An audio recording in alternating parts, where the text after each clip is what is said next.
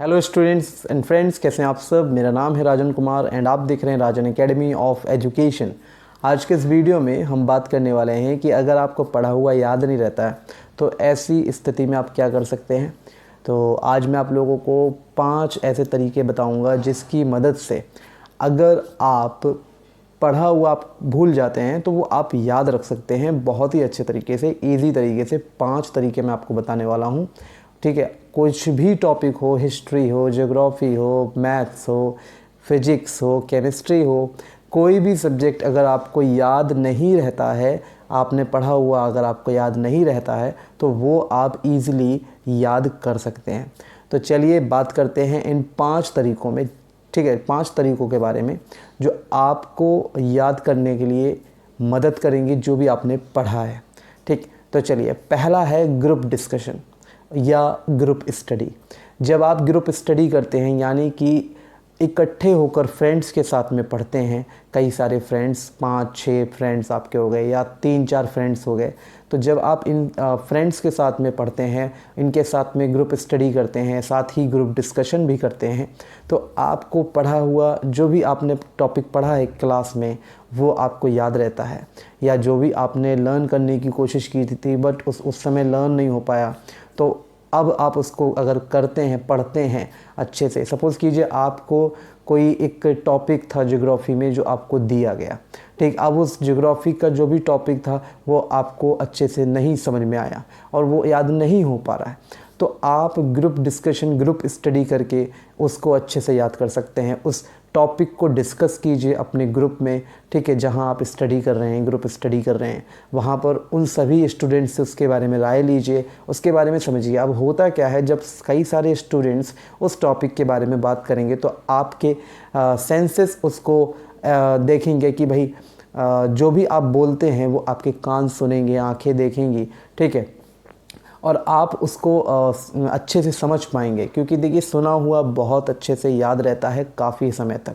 तो अगर आप उसको अच्छे से समझते हैं, ठीक है, उस समय कोशिश कीजिए, ग्रुप डिस्कशन के समय उस पर फोकस कीजिए। जो भी स्टूडेंट्स हैं ना वो बता रहे हैं कि हाँ 5 स्टूडेंट्स ने उसके बारे में बात की और आपने फिर क्या किया कि उसको अच्छे से समझा, फिर आपने अपना पॉइंट ऑफ व्यू दिया कि हाँ भाई ये होता है, ये ज्योग्राफी का जो भी टॉपिक रहा, ठीक है, ये इस तरीके से ये टॉपिक है, ओके। ये आपको हेल्प करेगा।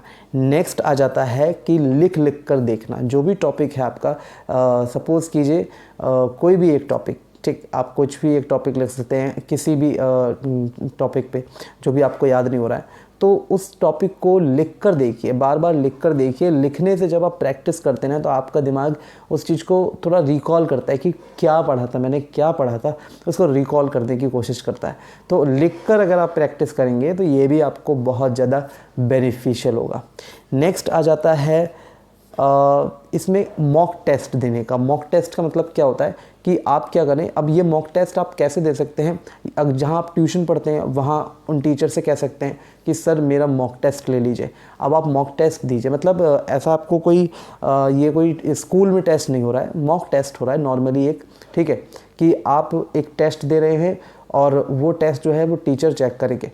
तो आप जिस भी टीचर से ट्यूशन पढ़ते हैं उनको बोलिए कि मैम या सर जो भी हैं कि मैं एक मॉक टेस्ट देना चाहता हूँ या चाहती हूँ इस टॉपिक पर, ठीक है। अब आप उनको पहले ही बता दीजिए, एक दिन पहले उसको याद करके जाइए, फिर आप उस टेस्ट को दीजिए।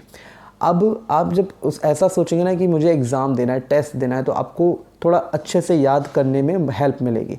तो आप उसको ऐसा, मतलब इस तरीके से जब आप याद करेंगे कि मेरा कल टेस्ट है, तो आप अच्छे से उसको कर पाएंगे, लर्न कर पाएंगे, थोड़ा ही सही बट आप कर पाएंगे उसको लर्न।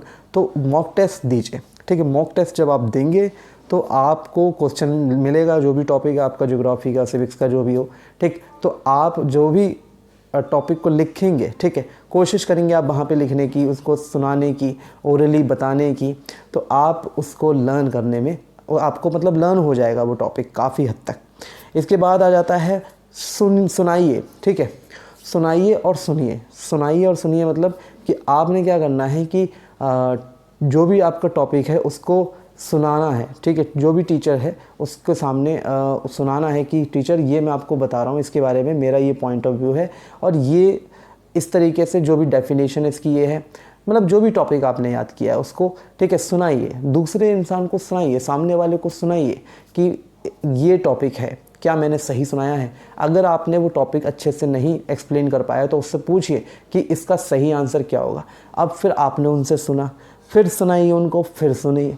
तो इससे क्या होगा ना, आपका माइंड आपको एक तरीके से बहुत हेल्प करेगा इस चीज़ को लर्न करने में, ठीक है। फिर आ जाता है कि बोल बोल कर पढ़िए। बोल बोल कर पढ़ने से क्या होता है, कान हमारे उस चीज़ को एक्सेप्ट करते हैं जो भी आप बोल बोल कर पढ़ रहे हैं। जब आप बोल बोल कर पढ़ते हैं किसी चीज़ को, चाहे वो न्यूज़पेपर हो तो न्यूज़ आपको याद रह जाती है, चाहे कुछ और आप पढ़ रहे हैं तो वो आपको याद रह जाता है। ऐसे ही आप सब्जेक्ट आपका जो भी पढ़ रहे हैं बोल बोल के पढ़ रहे हैं तो आपके कान उसको सुनते हैं, आपके कान उसको सुनते हैं तो लंबे समय तक याद रखते हैं। तो ये चीज़ें अगर आप करते हैं, और साथ ही आप इसमें रिवीजन का ज़रूर ध्यान रखिएगा कि रिवीजन बहुत इंपॉर्टेंट है।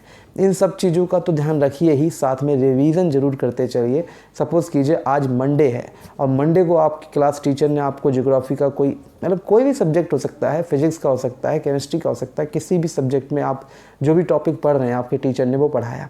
अब आपने आज तो उसको मंडे को पढ़ लिया अच्छे से, घर पे जाके भी रिवाइज़ कर लिया।